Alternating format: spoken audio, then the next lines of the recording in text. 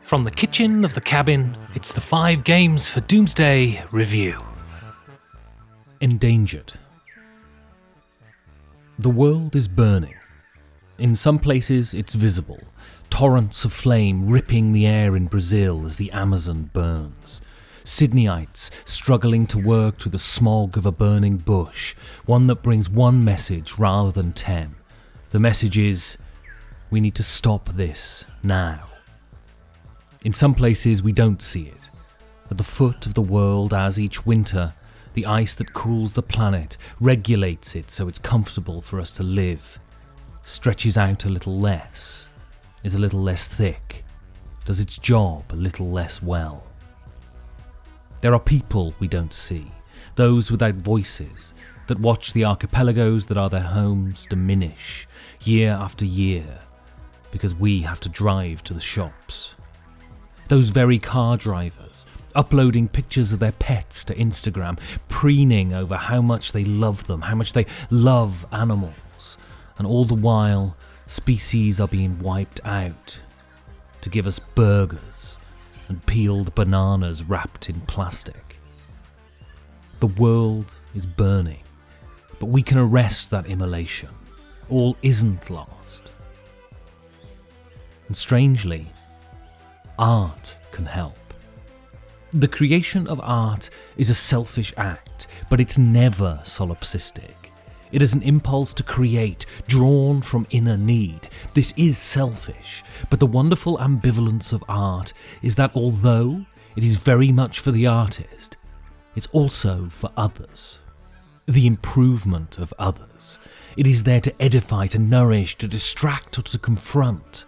It is there to tell us about ourselves, but also to leverage evolution's greatest success, the reason that we have come together as a species and ruled the world.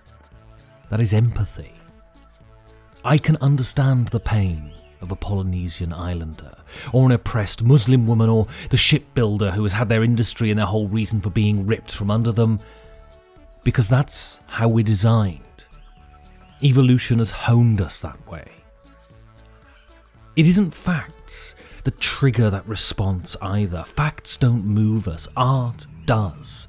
And anyone who seeks to encourage that most noble response in us is doing the most noble of work. Endangered by Joe Hopkins and Grand Gamers Guild is doing that work, and most importantly, it isn't just an empty screed either. It's also a really good game. In Endangered, players take on the roles of stakeholders in the fight to save some of the world's most vulnerable animals. In the base game, these come in the forms of tigers and sea otters. The roles that can be adopted by the players are varied and include the host of a wildlife TV show, a philanthropist, or an environmental lawyer.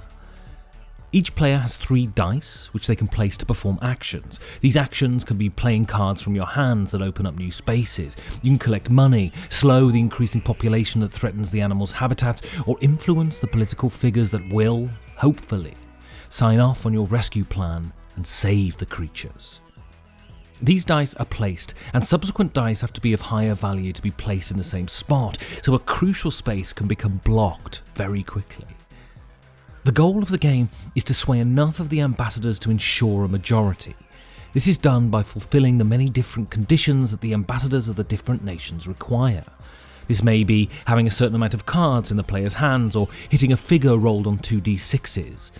The chances of succeeding are increased by using actions to place influence on the ambassadors, thereby reducing the difficulty of the required task. If you can convince at least 4 of the 7 ambassadors by the end of one of the 2 voting years, you win. If you don't, or if the animal population falls below a certain level, or the pollution chokes the board, you lose. Endangered is interesting because it expertly simulates the back and forth between the on-the-ground work, encouraging animals to mate, combating poachers, with the realpolitik of ensuring that there is the political will to allow you to do that work.